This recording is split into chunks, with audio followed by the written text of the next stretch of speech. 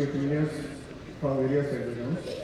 This is Vikas Goyal from Shamsi Industries Limited. We are one of the primary producers of steel, that is construction steel rebars, and we have been approved by ISO, and our product is getting used for various bridge construction all over India under railways.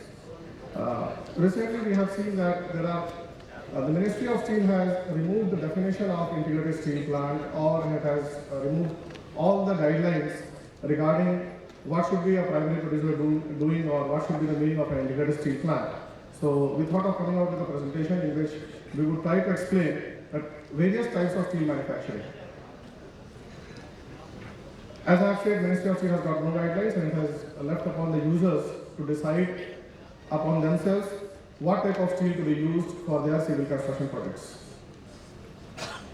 This is the latest slide, the notification in which Ministry of Steel is mentioning that all the definitions have been removed and the user can decide on it on their own. But just before that, in the year 2015, Ministry of Steel was very candid about what do you mean by an integrated steel plant, in which it has mentioned about the manufacturing process. That is, either it should be a blast furnace process, which SAIL, Tata, RINL, the bigger companies are doing, or it should be a DRI-EAF process, that is direct reduction of iron and electric arc furnace process, which medium companies like Jindal, Shyam Steel, JSW, we are doing.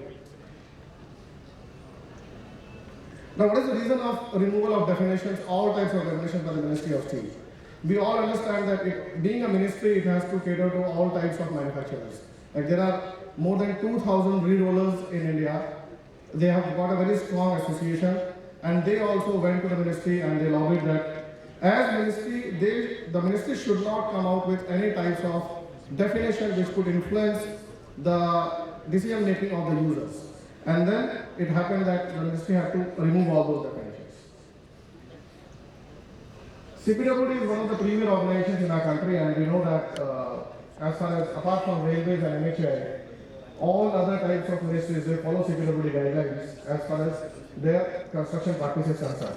So for steel, they have come up with a guideline of either it should be a blast furnace, basic oxygen furnace route, or it should be a direct reduction of iron and electric arc furnace route. They have discouraged electric arc furnace or submerged arc furnace. Now we have to understand what do we mean by that.